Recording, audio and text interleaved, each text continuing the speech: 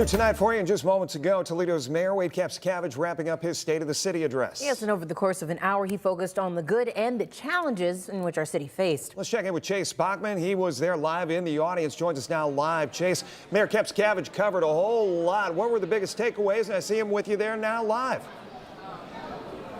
Tatiana, Jeff, that's right. The mayor's State of the City address wrapping up just minutes ago, and we are here with the man himself, Mayor Wade Kapszukiewicz. Obviously, safety, a big focus of your speech tonight. You tackled the issues early on about gun violence in this city. What have you made about your administration's ability to deal with gun violence over the last several years, particularly in the last few months? Well, we all know that, not just in Toledo, but all across the country, we've seen a spike in gun violence. I think the pandemic probably had something to do with it. But regardless, we don't live in any other city. We live in Toledo, and that's what we have to care about. It is far too early to declare victory or spike the ball in the end zone, but I do think it's important to point out that we haven't had any gun violence since February 3rd. This is now 2 months without any homicides in Toledo. This is the longest period that we've gone without gun violence since April of 2019, in over 4 years. Now, there's so much more work to do. And even if these are just baby steps of progress, well, darn it, it's still progress. I think we're starting maybe to turn the corner. And what we need to do, though, now is not be satisfied with that, is to build on it. This month that we haven't had any homicides in March. If we can get through this week the way we want it to, that'll only be the second month in the last 5 years where we've seen no homicides. So, look, we want to be better than what we are, but I think we're making progress. And that's what I talked about.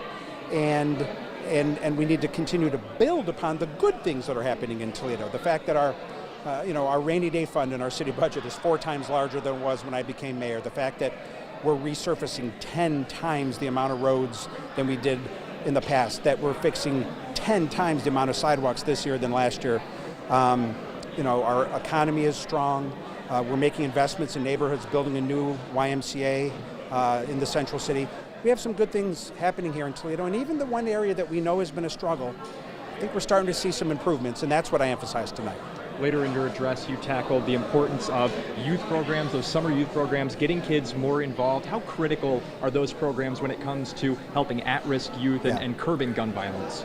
We have provided more youth programming over the last 2 years than this city ever has, literally, in the history of our city. 60,000 kids took advantage of our youth programs last year. That's a 4.5 times increase over the year before. 110 programs for kids this summer. That's great. We need to make sure that those programs are interacting with the young people who are especially vulnerable or at risk of gun violence. I'm thrilled that so many kids benefited from, we had not just sports programs, we taught kids how to podcast, how to code. I think we even had a program that taught horse riding. We had everything last year.